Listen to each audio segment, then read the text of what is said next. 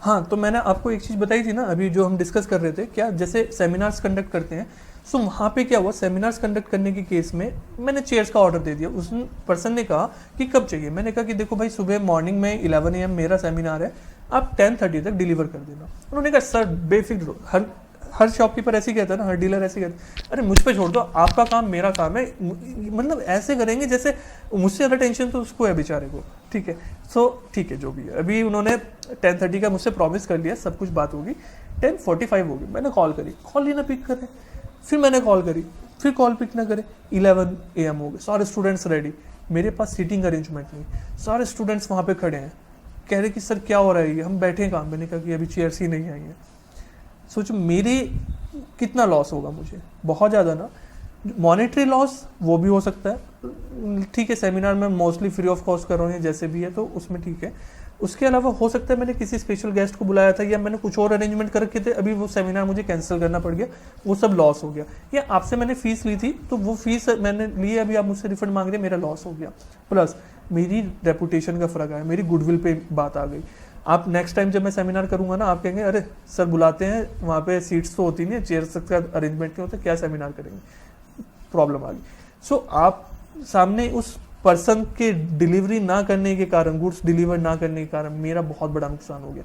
अब मैं क्या करूँगा, जाऊँगा सीधा कोर्ट में केस फाइल कर दूंगा, मेरा नुकसान जो हुआ है मेरा नुकसान की भरपाई करो, प्लस मैं कुछ एक्स्ट्रा चार्ज लूँगा। भाई जो नुकसान हुआ है पैसे का, वो तो पैसा दो ही मुझे, ऊपर से जो मेरी रेस्पेक्ट गई है, जो मेरी गुडविल को हार्म हुआ है, उसकी तो भरपाई आपको करनी पड़ेगी ना। उसका क्या तरीका रहेगा, मतलब वो अभी बाद में देखेंगे, वो हमारा एक प्रॉपर चैप्टर रहेगा, उसमें कैसे कौन क्या पेनल्टी लेता है वो सब। बट पूरा लॉजिक समझ में आया कि हम ये पढ़ क्यों रहे हैं, ये ऑफर एक्सेप्टेंस प्रॉमिस का सिस्टम क्या है, क्यों है इंपॉर्टेंट, क्यों ये पढ़ना हमारे लिए इंपॉर्टेंट है। सिर्फ यही एक्ट है जिसके कारण मुझे वो जादू शक्ति मिल पाई, सुपर पावर्स, नेचुरल पावर्स मिल पाई, कि मैंने जाके एकदम करके केस फाइल कर दिया। बात क्लियर हुई, डन है पूरा। चलो, सो ऑफर एक्सेप्टेंस प्रॉमिस की बात डन हुई, आगे बात करते हैं।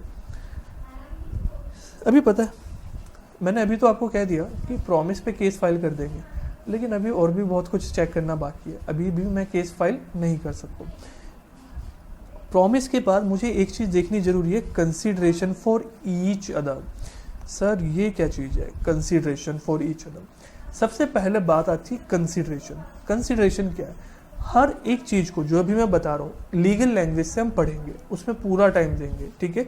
ऑफर की डेफिनेशन, प्रॉमिस, एक्सेप्टेंस, सब चीज़ों की डेफिनेशन देखेंगे। बट अभी जो मैं बता रहा हूँ उसको फ्लो को समझते हैं। कंसीडरेशन, कंसीडरेशन का मतलब होता है कोई पेमेंट, सामने वाले से कोई पेमेंट। मतलब मैंने आपको पढ़ा रहा हूँ, सामने से क्या ले रहा हूँ, फीस ले रहा हूँ। मैं वो चेयर्स मंगा रहा था, सामने से क्या दे रहा था, पेमेंट कर रहा था। मैं आपको स्टार्टिंग में पेन सेल कर रहा था ना, सामने आपसे क्या ले रहा था, पेमेंट ले रहा था। सो यहाँ पे पेमेंट होनी चाहिए। सो इसको मैं क्या कहता हूँ, कंसीडरेशन। बहुत कुछ होता है कंसीडरेशन में, वो सब हम देखेंगे अभी। सिंपल लैंग्वेज एक साथ सारा बता दूंगा तो गड़बड़ हो जाएगा ना। कंसीडरेशन, ठीक है। और वो ईच अदर होनी चाहिए, मतलब एक दूसरे के बदले में होनी चाहिए। इसको हम उसी टाइम पे देखेंगे जब कंसीडरेशन की डेफिनेशन। सो मतलब मैंने अभी तक इतना समराइज करूं, ऑफर होना चाहिए, ऑफर का एक्सेप्टेंस होना चाहिए, और जैसे वो एक्सेप्ट कर लेगा ना सामने वाला, क्या हो जाएगा, मेरा ऑफर प्रॉमिस बन जाएगा, ऑटोमेटिकली ऑफर प्रॉमिस बन गया मेरा। और जब उसमें कंसीडरेशन है, अगर कोई पेमेंट इन्वॉल्व है, फ्री फंड का काम नहीं हो रखा है, आप मुझसे आए, आपने मुझसे कोई डाउट पूछा, मैंने कहा कि चलो कोई बात नहीं बता देता हूं, मैंने अब उसके लिए आपसे फीस नहीं चार्ज करी, तो क्या ये कंसीडरेशन है? यहाँ पे नहीं है। बट जहाँ पे कंसीडरेशन होगी, अगर कंसीडरेशन है तो मैं उसको क्या बोल दूंगा, एग्रीमेंट बोल दूंगा। बात समझ में आई? पता है क्या, जो एक्चुअल में काम करने वाली चीज थी वो सिर्फ स्टार्टिंग में ऑफर और एक्सेप्टेंस थी। मैंने क्या काम करा, आपको ऑफर करा, आपने क्या काम करा, एक्सेप्ट कर लिया, बस बात खत्म। इसके आगे ना मैं कोई काम करने वाला हूं, ना आप कोई काम कर रहे हो। ये मैं टिक मार्क कर रहा हूँ, चेक कर रहा हूँ, एक चेक करता जा रहा हूँ वो चीज कहाँ तक जा रही है।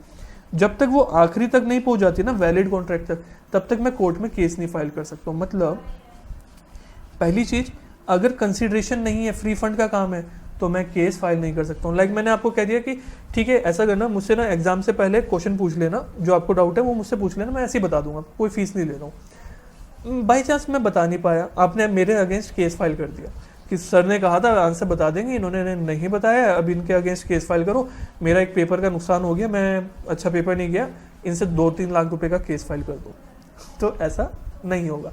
हाँ, अगर मैं आपसे फीस चार्ज कर रहा हूँ, आपसे कुछ कंसिडरेशन ले रहा हूँ, तो वहाँ पे क्या होगा, वहाँ पे हमारा ये सारी चीज़ें रहेंगी। फिर मैं कहूँगा कि ओके ये एग्रीमेंट बन गया, अभी चांसेस हैं कि मैं आप पे केस कर सकता हूँ, आगे वाली चीज़ों को देखते हुए चलेंगे। बात क्लियर? अच्छा, अभी ना कुछ चीज़ें एकदम मतलब ऐसे मत सोचना, मैं इसलिए भी कह रहा हूँ कि लेटर ऑन कहीं पे कोई एज अ डेमो वीडियो देख रहे हैं या यूट्यूब पे कहीं पे बाद में लेटर ऑन कहीं पे देख रहे हैं, तो ऐसा मत सोचना कि मैं आपको बता रहा हूँ 100 फुल फ्लेज बता रहा हूँ, नहीं, इसमें बहुत सारी एक्सेप्शंस होती है, कंसिडरेशन पढ़ेंगे, उसमें देखेंगे कहाँ फ्री फंड में भी अलाउ होता है, वो सब चीज़ें हैं। बट अभी हम कैसे चल रहे हैं, स्टेप बाय स्टेप चल रहे हैं, तो एकदम मैं सारी चीज़ें बता दूंगा, चैप्टर ही पूरा फिनिश हो जाएगा ना, तो चैप्टर इतना आगे है, स्टेप बाय स्टेप सब चीज़ें करते चलेंगे। डन है बात?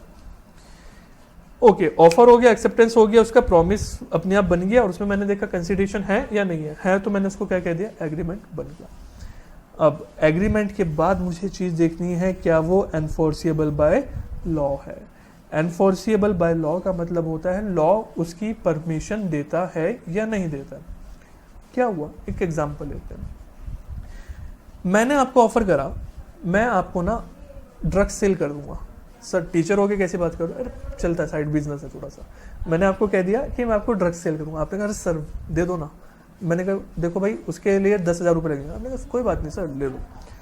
मैंने आपको ड्रग्स सेल करने की बात करी, आपने 10,000 रुपये देने की बात करी, आपने एडवांस ही मुझे 10,000 रुपये दे दिए, और मतलब क्या हुआ, यहाँ पे सब कुछ हो गया ना, ऑफर भी हुआ, आपने एक्सेप्ट भी कर लिया, एक्सेप्ट करती वो ऑटोमेटिकली प्रॉमिस तो बन ही गया, और कंसिडरेशन भी है, पेमेंट आप कर रहे हो 10,000 रुपये की, एग्रीमेंट भी बन गया।